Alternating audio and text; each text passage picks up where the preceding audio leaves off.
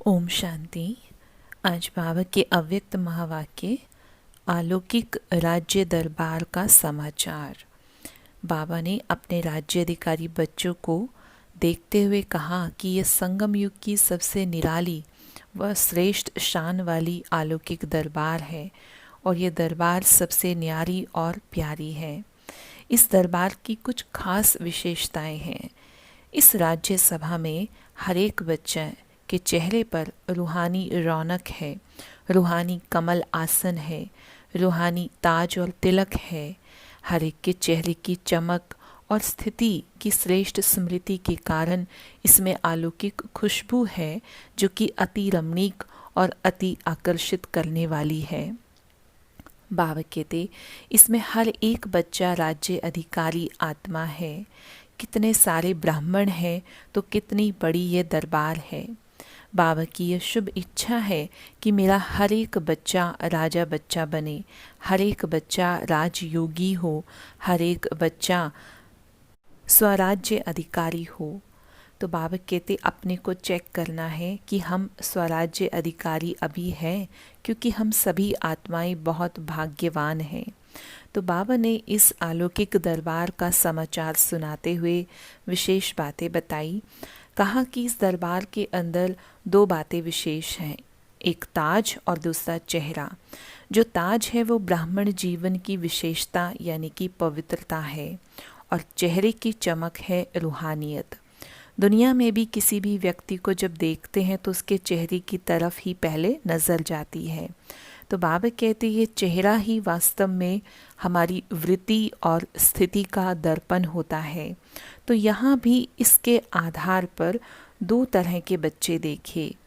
एक वह थे जो सदा रूहानियत की स्थिति में स्थित रहने वाले यानी स्वतः और सहज स्थिति बनाने वाले।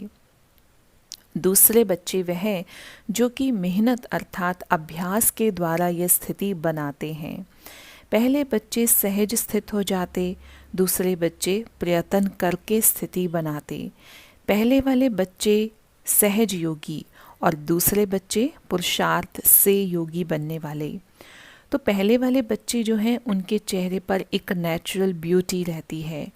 दूसरे प्रकार के जो बच्चे थे वो पुरुषार्थ द्वारा ये ब्यूटी बनाते, जैसे आजकल आर्टिफिशियल मेकअप करके ब्यूटीफुल बनते। लेकिन जो पहले सहज व स्वतः योगी बच्चे वे नेचुरल यानी स्वाभाविक ब्यूटी की चमक से सदा एक रस रहते। उनकी स्थिति भी बहुत अच्छी होती, एक जैसी और एक रस रहती। लेकिन दूसरी तरह के बच्चों में काफ़ी परसेंटेज होती, वह एक रस नहीं रहते हैं।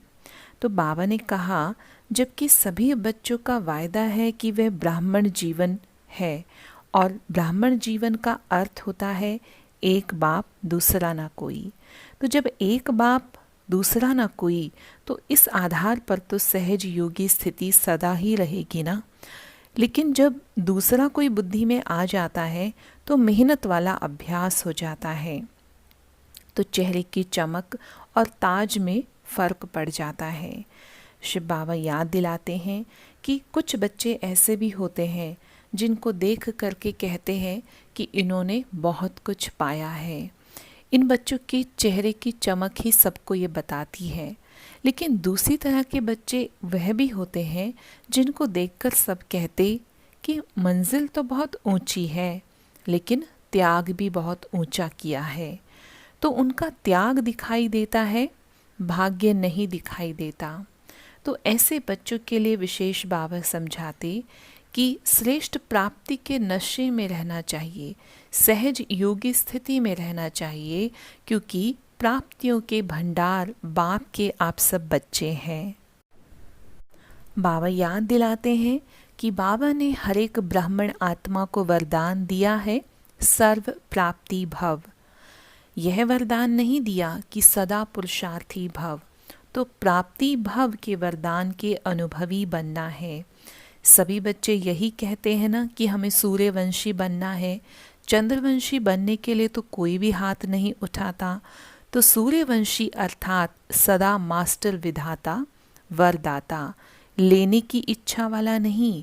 उनके संकल्प होते कि बनना है तो अभी, पाना है तो अभी, मदद मिल रही है, सब हो रहा है। तो इसी को कहते हैं स्वराज्य अधिकारी बच्चे, सहज योगी व स्वतः योगी बच्चे। तो ये वही समय चल रहा है। इस समय के आधार पर प्राप्ति के हर एक चीज़ का सर्व प्राप्ति स्वरूप का लाभ उठाना है। अच्छा, बाबा ने वरदान दिया, रहम दिल की भावना द्वारा अपकारी पर भी उपकार करने वाले शुभ चिंतक भव। बाबा ने इसका अर्थ समझाया कि हमारे सामने कैसी भी आत्मा आए, चाहे वो सतोगुणी हो या तमोगुणी हो, लेकिन हम सभी की उनके प्रति शुभ चिंता होनी चाहिए। शुभ चिंतक आत्मा कभी किसी के प्रति घृणा भाव या घृणा दृष्टि नहीं रखती। वह ये समझते हैं कि सामने वाला अज्ञान के वशीभूत है, बेसमझ है, तो उनके ऊपर रहम आए, घृणा ना आए। हम ऐसी स्टेज में जब पहुंचेंगे तो वही है शुभ चिंतक की स्टेज। आज बाबा ने स्लोगन दिया, तपस्या के बल से असंभव को संभव कर सफलता मूर्त बनो। अच्छा, ओम शांति। ओम शांति। प्यारे बाप दादा की इस अलौकिक परिवार में मैं बाबा की अति लाडली, अति प्यारी व स्नेही बच्ची हूँ। बाबा की आँखों का तारा,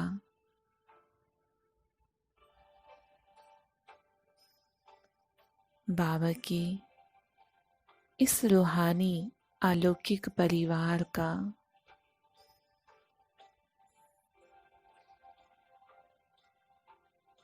इस दिव्य संसार का भाग्यशाली मैं राजा बच्चा हूँ। बाबा की पवित्रता मुझ आत्मा के जीवन को पवित्र बनाती है। चेहरे की रूहानियत, रूहानी चमक को दर्शाती है। बाबा ने मुझ आत्मा का श्रृंगार इस दिव्य ताज, रूहानी चमक व प्रसन्नता से किया है। मेरा जीवन बाबा को पाकर धन्य धन्य हो गया है।